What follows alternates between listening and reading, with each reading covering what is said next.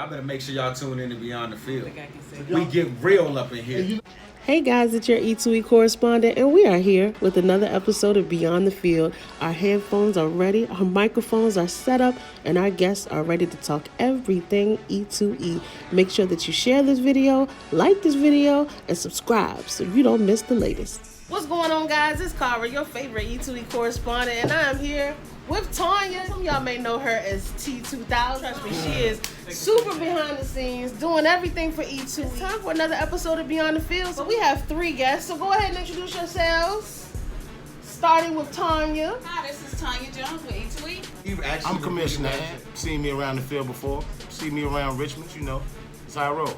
I'm Real Mike Rob. I won't go play to the camera. Boom! That's his thing. Yeah, boom.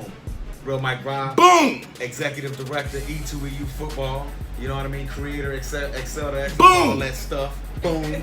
You know what I mean? Former NFL player, NFL champion. Boom! Super Bowl Life champion. coach, Super Bowl All that. champion. Humanitarian. All that humanitarian, entrepreneur, Philanthropist. mentor, public speaker, Life father, coach. all Boom. that. That's what we do. So let's just start talking.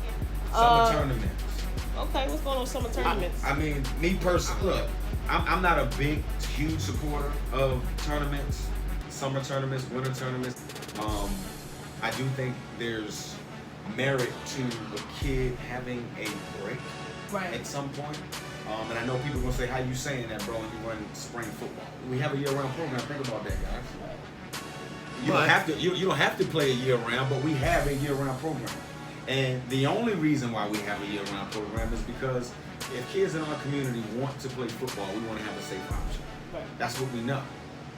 My son doesn't play football year-round. My son don't play in youth tournaments or anything like that. Why? So he can play soccer.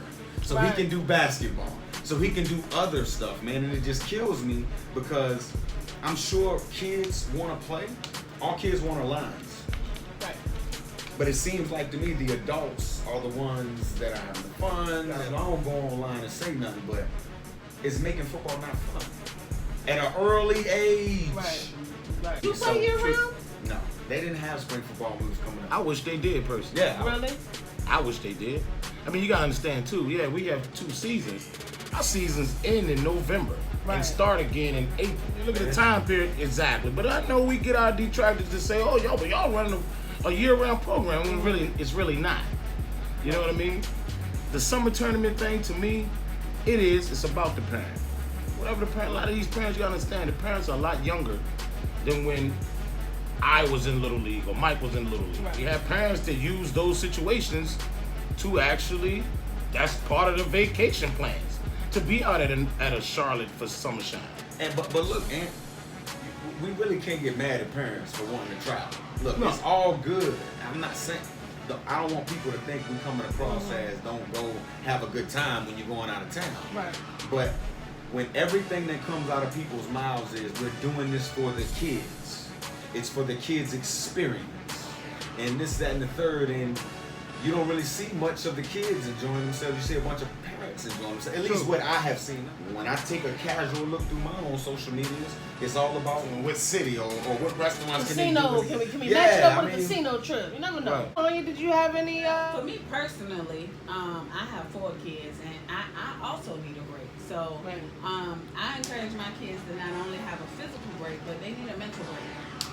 Right now, our structure in our house is pretty limited because it's the summertime. There's no school, there's no practice. Everybody needs to rest. And my concern, just separately as a parent, aside from youth football, is that we're teaching our kids that you don't need to say there's a line in the sand. And you don't need to say that I need a break, whether that's physically or mentally. From a planning standpoint, financially, it's just difficult for, I know, nonprofits to continue to enter in tournaments and provide the best accommodations and the best experiences. So either that cost is being passed on to the parent or the child's experience is being impacted. I am not directly associated with any other organizations, but this is why we are so particular about what we enter our kids in. We want them to have the experiences. We want them to be safe and meaningful, and we want them to have less minimum impact to the parents and the families as possible. You said something powerful right there. You know, it's in summertime, things going on, but you want your kids to have a mental break. Yeah. And I just be kids. I sit in rooms with people that are worth $1 billion, everywhere from $1 billion all the way to $100 million, and everything in between. And that's what they do. They have mental breaks. That's what makes them successful. The break. Like when you're lifting weights, people don't realize this. When you're lifting weights, the growth in your muscle comes from the break, the rest, not when you're in the gym pumping weights. And I just wish parents sometimes totally understood that, instead of just listening to coaches who want to go up and down the road and post stuff to say that they doing this and that in the community. So basically, just vet the situation. Because every year, we all see the horror stories. Every single year. We all know that a lot of these things, I'm tired of hearing it's a money grab. A lot of times, guys, if you're paying anything to be in it, it's a money grab. People have to get paid for putting these things on. Let's stop being naive. All the national this, you're gonna be recognized in this and that, that's where I kind of have a big opinion on. That's false. You're not gonna be a different athlete from either playing in this tournament or that tournament or not playing at all. Especially when you're talking about babies, 8-year-old, 9-year-old, 10-year-old kids. Because there are some publications that do their due diligence and make sure the kids are ranked right and make sure their 40s and their, their GPAs are right and everything. But the majority of what you're paying for is for a computer to take your information and then rank you based off of what the person who owns the program decides to put in. Right. Well, we have a guest in the studio really quickly, so I'm going to go ahead and turn it around so we can introduce him. You've heard some of us talk about the East End Boxing Club and our affiliation, so let's give an introduction. I'm Malik Patterson from the East End Boxing Club here in Richmond, Virginia. We do amateur fights, pro fights starting up real soon, and we have a big event coming up July 13th. Next Saturday at Rankin High School at 5 o'clock will feature some of the best amateur fighters across the area. Yeah, he being modest. They run amateur boxing here in Richmond. We love it. Period. E2E will be I'll in the be building. Yes, sir. Definitely. I'm glad you could come, man. Like I said, the biggest thing is my relationship to him is his dad does a lot of extra work for us at E2E. I talk to him 2-3 times a week minimum. So I know what him and his son puts into it. The big thing, Malik, is I know coming up as a kid, I was into boxing. We had maybe one $1 Million Boxing Club, I think it was called. We had probably one boxing outlet when I was coming up, and it was Old Southside. So a lot of kids didn't get a chance to witness that or go through that. I had to move out of state, and long story with that, but I actually was able to do some type of boxing. What was your motivation, basically, to get involved in the amateur boxing? This is our full sport. So like you mentioned, my dad, Eastern Tigers, Eastern Lightning was track and field, Big East basketball. Right. So we were just looking at a full sport to do, and boxing we was always a fan of boxing. Right. A funny story, when we went to Adrian Broner and Ashley Theophane in Washington, D.C. to see him fight April 1st, 16. Robert Easter Jr., who's a part of Adrian Broner's camp, when they got off the bus to go to the fight, he had a bunch of smaller kids, like in a blue track uniform, like a boxing team. So I could just kind of got the idea from right there. And me and him spoke about it, and a year later we found the building.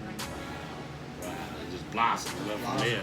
And it's good too, because this is a day-to-day operation. Yeah. So you got extra talent here that comes there, the guys to work out. You do a summer camp. Talk about some of the things you do that people don't see on the big shows. We train. We got close to 30 kids that come in every day. And some that's amateur. We got about 12 guys on the amateur team, and 2 are about to turn pro very soon. So they're gearing up for that. Also have a pro fighter, Rafi, who will be fighting right now, July 27th in Baltimore on Javante Davis undercard in Baltimore, Maryland. Okay. We got a couple things that's coming up. Promotion company, Hackett Promotion, with Shabil, who fought in our last 2 main events. From Washington, that's a tough kid right there. So when we get that stuff started, boxing is really going to take another notch up. With East End Boxing leading that charge.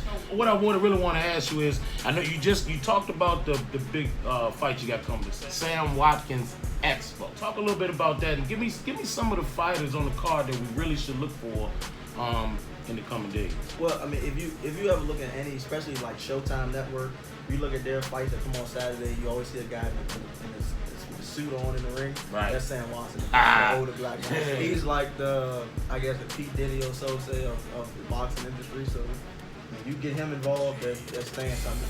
It So for is us to be and enriched. just July 10th will be 2 years since we've been in existence. For us to touch him and be able to communicate and work with him already, Right. kind of great. Or some boxers that Reggie Clark. 132 pounds from Oxford here in Maryland. Yeah. He's been knocking out his last couple of opponents, so that'll be a great fight to watch. He's taking on Mike Dawson, Cincinnati, Ohio. Okay. Mike Stafford Group, which is Adrian Broner's trainer. Wow. Okay. We bring a lot of eyes out here. Yeah. And John Bowles, who's from Richmond, the Richmond area, he will be fighting. This is like his 60th fight, so he's looking to turn pro very soon. He will actually probably be the main event for that night. We ain't gonna get hacky that night, are we? Is he gonna at least be in the building? Oh, I know a lot of people. He'll definitely be in the building. Okay, all right, because I know a lot of people. I exactly want to see. I didn't get a chance to take a picture with him. I know Mike did the last time he was here. Better get that picture now. Yeah. Before it's too late for that Too picture. late. Jalil Hackett. From Washington, D.C. Okay. Yeah. Okay. On the rise, definitely. 16 years old and that's out Okay. there right Oh, really? Oh, so we talking next Mike Tyson. now. Yeah. What would you say to someone who wanted to get started with boxing? How would they get in contact with you, and what should they do? What would be their next step? You can find us on social media, East End Boxing Club, at East End Boxing Club, or my Instagram name, which is mpatterson_13, or reach us at 804-382-0448. It's $65 a month for ages 8 through 18, $75 a month for 19 and older. But you'll come in, do a little tour, 3 sessions a week. So Okay. That's great. I'm That's about to great. sign up. You said 3 sessions a You- week? Hey, I'm trying to tell Wow. you. You get in there, throw some of them things in there. My biggest thing was the impact. The impact you guys are having, not only on the East End, but I mean, you got kids, like you said, you got kids from everywhere. And again, it's a big dream was to be boxing. You have that dream in the East End. The impact. Do you realize? Can you feel the impact you're having on the community yet? I know when I came into the youth football world, right, as a commissioner, man, I was so naive to just the little things. I mean, do you feel the impact, whether it's a negative or a positive impact? the feeling kind of neutral for the most part. The shell shock that got me when we did our first event in Utah, and I really didn't know how it was gonna go. When you go to most of these amateur shows, as far as attendance wise, the most people you get is maybe 100, maybe 100 people in the Right. attendance. Our first show was 500. That was packed. It was So packed. I was just looked around and I kind of like, Wow, people love. I love boxing. yeah, You and then there's understand no what I'm boxing saying? around here. So There's none. None, Right. yeah. So with this event in August 24th, when we do that, that's 4 events in less than a year. Right. And we only been around for 2 years. I know one thing. I feel the impact. I look forward to. Sometimes I'll ask Pat, like, man, I gotta get my fill up. When y'all had the next event, he'll Yeah. tell me, it's coming, it's coming, it's coming. Yeah. So and the crazy thing when I talk to most people that've been in the game for a long time, for amateur boxing, I Right. tell them like, I just found out what amateur boxing was 2 years ago. Okay. So for us to do these shows and doing all this stuff in just 2 years is Right. just.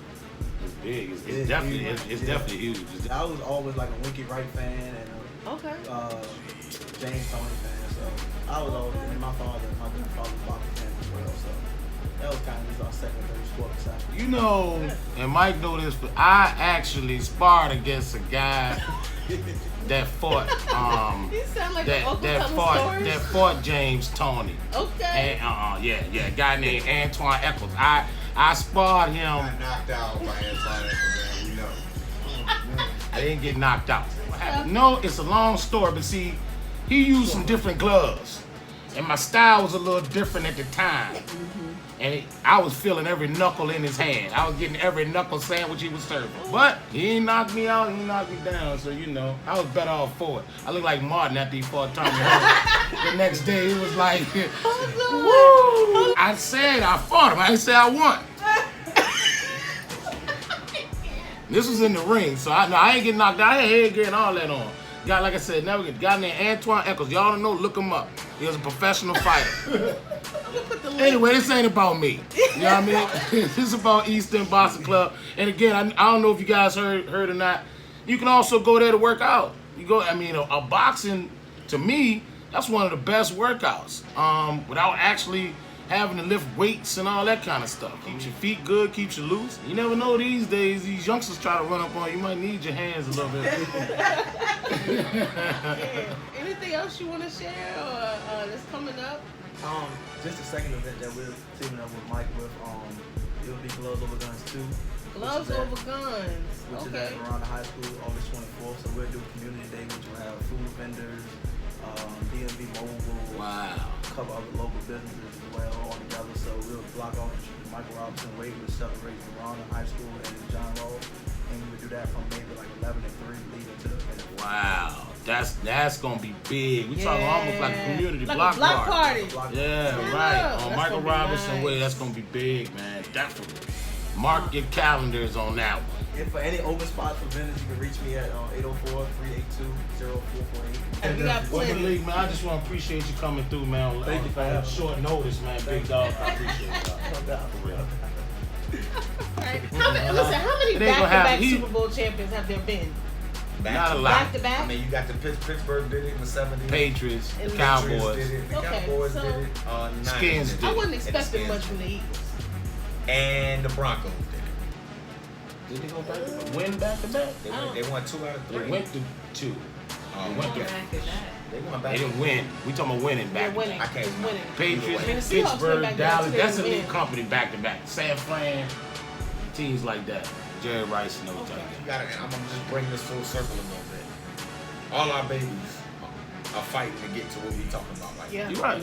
And parents, adults, coaches involved in this too, are living their NFL fantasies through these kids. No league or nobody in this state tell me they got more resources for kids than what E2E has. All the people that say bad negative stuff about E2E, when I talk to them individually, it's all love. Ain't nobody does for the kids what you do. What Beast Mode say about that action? I'm gonna do it. As a coach, you tell these kids, look, this is what you're doing. This is what I'm helping you do. This is me giving back. Okay. So what happens is you tell that kid, don't never forget your community and the places you come from. Well, that's Michael Robinson. Went to Verona High School. Went to Penn State. He didn't go to school right here in Richmond. It's been easy along his life path to not come back. You know what I mean? So once he won his Super Bowl and decided to come back again, I was blindsided by the hate. I don't know if it's hate, man. Because, I mean, I think we use that word a lot. I feel hate. like I don't know if it's hate do because people not know how to support? I think that's what it is. I look online and you hear people saying, oh, let's come together. Let's bring all the leagues together. Let's come together. Our hashtag has been Unite VA since the time we decided to go forward. The watchers work is to say, guys, we're working for you. Just watch us. Constant. You don't have to put anything out there. Right. Constantly working. No child left behind. Doesn't matter where they live at, what they like to do when they're not playing football. At the end of the day, we're in it to win it. Like it's not just about for us Saturdays on the field or even getting to a championship game. We're constantly working.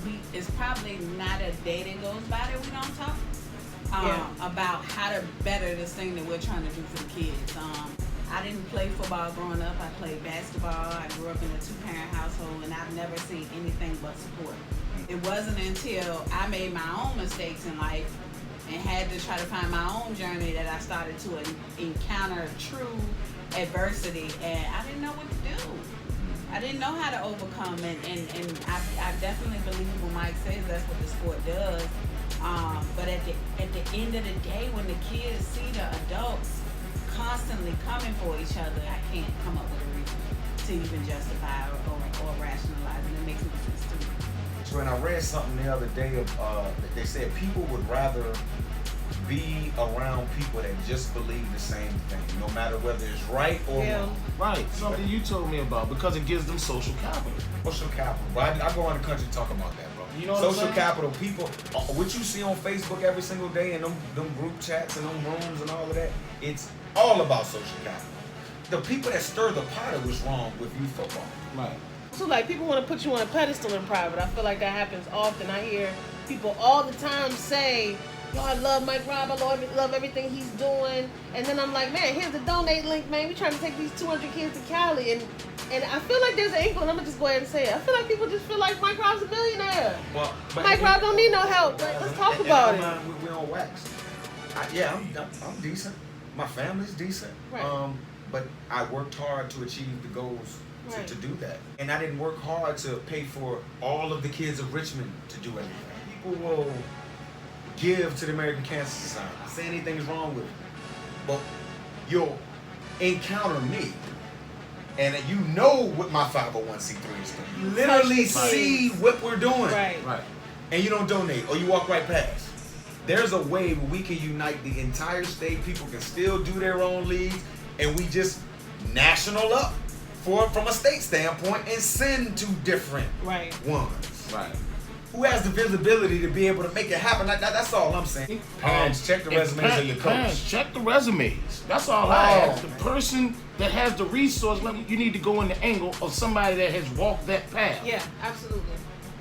Because again, if he's walked it, he can tell me which way left or right. Outside of resources, Mike's experience is to be applauded. To actually want to come back and literally be there hand and foot with the kids on the field, like that's priceless. Like I work in New York and LA. The kids gotta touch us. And I came back to touch young people's minds. That's it. And we're doing it through football. You don't realize part of why the NFL started the Legends Youth Football Committee is because of what we're doing here at E2E. I've been on it for the last 3 years. Right. We're not saying that, you kid play with E2E, he's gonna go do this, do that, and the third. No, we're not saying that. But we do feel like we had the blueprint. We have somebody that's been through it. We do feel like we had the blueprint to actually manage the youth football world in order to give you kids the most resources. Letters last year. Right. The stuff we don't hear about. I've been talking about Hershey. Yeah. Hey Hershey, what's up, girl? Working with Team XL and out at the camp and got with Richard Sherman. That's not a resource we can always say, hey, you come out there, somebody's gonna pay your tuition for college. Right. But again, that's still an avenue that was brought about by somebody from right here in Richmond, right here at Verona High School. Of course I'm trying to get our baby scholarships and money. Right. Like, come on, it's bigger than this. To ask yourself, well, my little league football coach or the guy that runs my youth football league, if he says something to a college recruiter, how much weight would it hold? If we're trying to get exposure for our kids, I'm just being real. All right, so we're going to ask our guests just a few more questions and see what their favorites are to close out this episode. Tonya ain't gonna talk. Tonya is. Everybody is. All right. What's your favorite sport outside of football? Volleyball? Their favorite sport. What constitutes a sport? Something where you have to actively move. Yoga's a sport. You can be by yourself. I'm a yoga person. I feel like it's always football. Right? Boxing. What's your favorite snack? Almond M&Ms. I like to eat chocolate off of it first, and then I eat the almond. So it's like 2 snacks in one. Why don't you get M&M's? No, it's not the same. I'm telling you. Favorite snack? Yeah. Is Brussels sprouts a snack? Oh, And if you wanted he's to such a vegetarian. Skittles. That's my favorite Kids, if you're candy. watching, don't listen to the commissioner. That's terrible. Okay, M&Ms favorite did have snack. protein. We did say candy. I had protein in mine. No potato chips. Okay. Okay, and do you guys have any phobias? I'm not a huge fan of those old-time doll babies. They kind of freak me out. Scary. And then the ones who eyes blink if you lower them. Oh my God. Like Annabelle. Yeah. Yeah. I won't even watch that movie. But I can't eat like white creamy sauce. Like No marinara. Like Alfredo? Yeah, no Like Alfredo sauce Alfredo? for me. what? I cannot eat white Do you creamy eat sauce. vanilla ice cream? I don't even like melted vanilla. Clowns. Oh, he's a. Oh, you don't like clay? Not like. I've gotten Back in the better. day, though, he was I've gotten like. better. Not like if it came in, I would jump out the window. But if it came in, I might swing on it. You seen the first It? So I cannot, it's a peeve, I cannot stand people that over dip or double dip their chips. Oh my God. Like you cannot put too much. Like if somebody eating wings and I let you be sharing a ranch, don't pick up the ranch junk and bring. You know what I'm saying? Just get it. Dip it and go ahead or ask for another one. With celery? No. That's You're not supposed to double it's dip too much. nothing. What are you dipping it in? You don't even like And grits. just I eat don't, the but I will ranch. eat Oh, celery. But I'm trying to tell you, people that kills me. That's all I had. Double dipping chips. Oh, yeah. Oh, you did talk Scared of ducking dip. about that a Scared lot. of that. Okay, guys, I think that's it. Thank you for another episode of Beyond the Field. We appreciate you for watching. Let me get them to give y'all the tagline before we go. What a day it is to be. E2E. Boom! And cut.